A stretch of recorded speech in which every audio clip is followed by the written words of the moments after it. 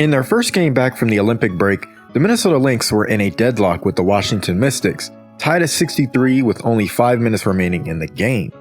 By the time of the final buzzer, the Lynx were 11-point victors, holding the Mystics to only 5 points through the remaining stretch of the game.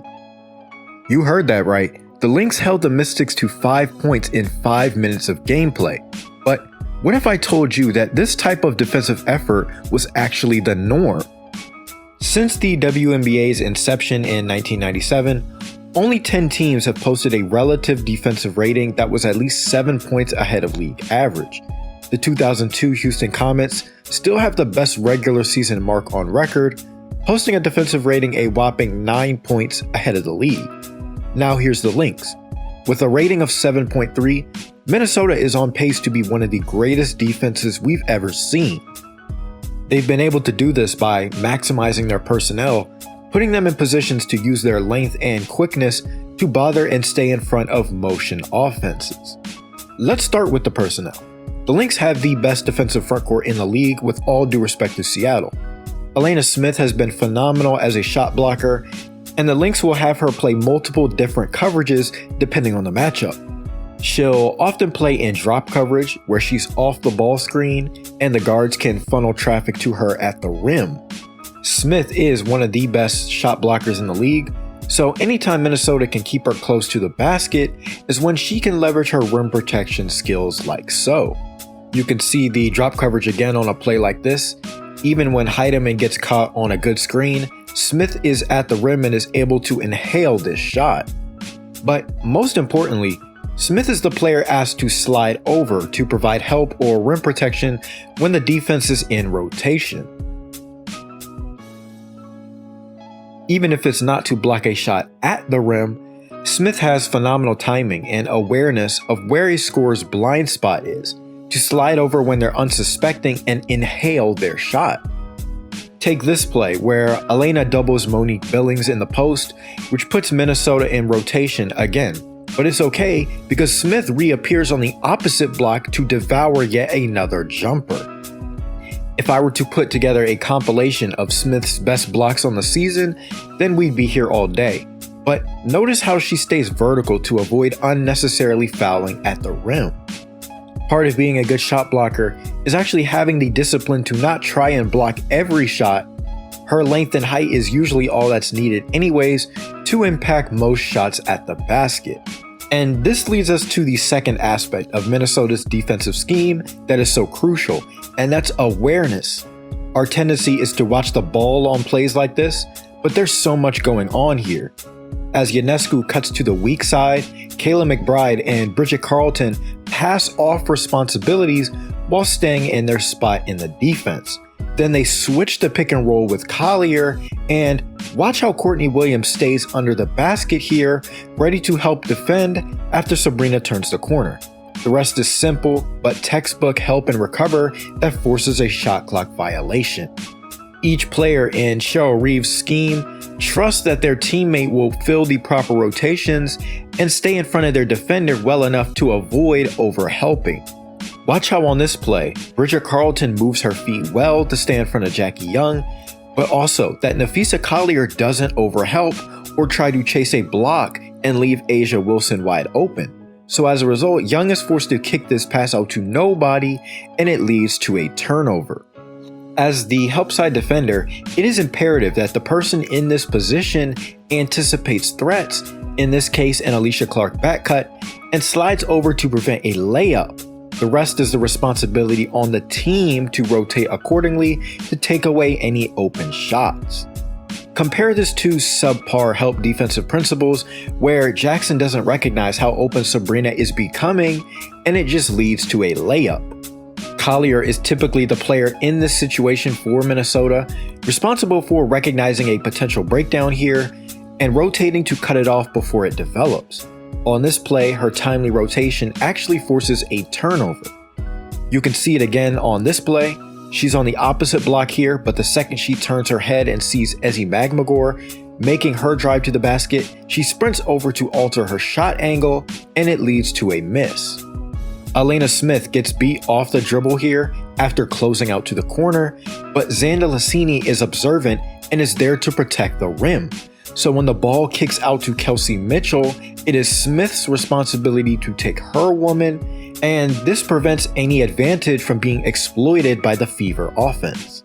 Having a great understanding of spacing and threats means that the Lynx can tag a roller like A'ja Wilson here, while still being able to close out to shooters and recover without consequence.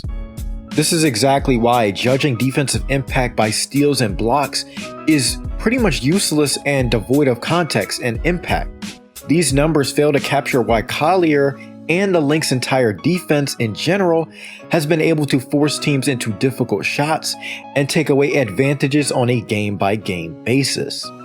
Collier has been, in my opinion, the best help defender in the league this season. Her rotations off the ball have been perfect, yet this doesn't even include her versatility on that end, which makes her the ultimate jack of all trades. She is also a phenomenal perimeter defender as well, capable of switching onto guards like Julie Van Loo on this play, and she's also a phenomenal ISO defender on frontcourt players with size like A'ja Wilson. And this brings us to the next principle in the Lynx defensive system, and that's 3/4 high. When defending in the post, the Lynx will have their defender almost fronting, but not completely, hence the name 3/4. This forces offenses to make absolutely precise entry passes, while also allowing the Lynx to send a help defender from the opposite corner to jump passing lanes or double team. You can see it again on this play. Juhas plays Tina Charles 3/4 high in the post, which allows Elena Smith to send a double from the baseline, which startles Tina Charles into a travel. This type of post defense is enough to discourage Rakia Jackson here from even attempting an entry pass, with Smith playing 3/4 high and Collier lurking from behind. The same principles apply to defending the post in the middle of the floor. Elena Smith plays 3/4 high on Lee Yaru, and McBride times the rotation and is able to deflect the ball out of bounds before she gets control of the ball. And this type of coverage is effective because Minnesota's bigs are kind of smaller and can succumb to some physicality in the post, which is a trade-off for the versatility and quickness that they provide on the perimeter. With the quickness and versatility, you'll often see Smith and Collier switch from defending the rim to playing 3/4 high in one possession, like she does here, and is able to force a turnover. It's a split-second play that requires constant motor and attentiveness. Watch how Collier switches from Brink onto the perimeter to defend Hamby in the post. Also, Smith's deflection creates the steal. This sort of cat and mouse game with the low defender has caused so many problems for offenses. The Lynx like to bring a help defender over to overload on the ball side to take away open space, but they like to play footsie with the strong side block, offering help when needed, but also disguising the coverage when the drive is not a possibility. You can see it again here, where Juhas is lurking and ready to provide help defense from the opposite side when Austin goes to make her drive. This applies to tag the roller principles as well. Heidemann leaves her woman to camp in the paint because the Lynx prioritize taking away the pocket pass to the roller above defending the opposite corner. This is because the Lynx guards are elite in help and recover situations, abandoning defensive assignments to simply take away open shots. Watch how frantic they look here, but it's still effective in forcing the aces into a contested 3. You can see it again on this play. This is called an X out, where the corner defender closes out to the wing and the nail defender takes their woman in the corner. It's truly remarkable how active and cerebral the Lynx defenders are, switching not once, not twice, but 3 times on this possession. Watch the 3/4 high post defense that allows Courtney Williams to nab a steal from the opposite corner. And so, with all the defensive principles shown, let's go back to the final 5 minutes of the game from the beginning of the video. After forcing a missed field goal led to a made Minnesota 3, we see Collier's versatility on display, switching and staying in front of Van Loo perfectly, which forces Washington into a contested fadeaway. Another made field goal and a missed Atkins jumper leads us to this possession where Collier jumps the passing lane above the 3-point line to get a steal, which leads to a fast break layup, and before you know it, the Lynx are up 7.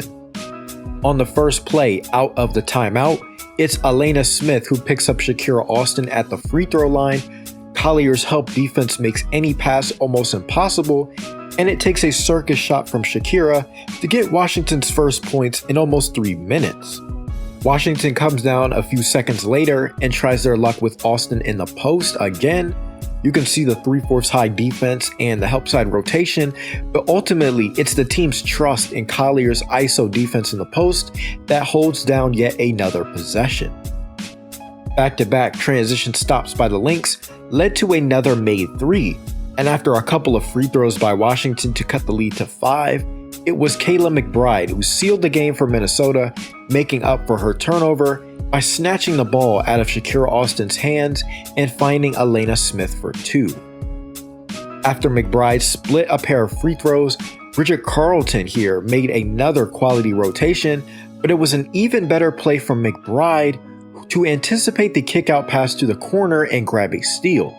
And if you watch it again, Kayla was actually guarding Ariel Atkins here before recognizing where the pass could be going and popping out to the corner to get the steal. There's that anticipation we were talking about earlier.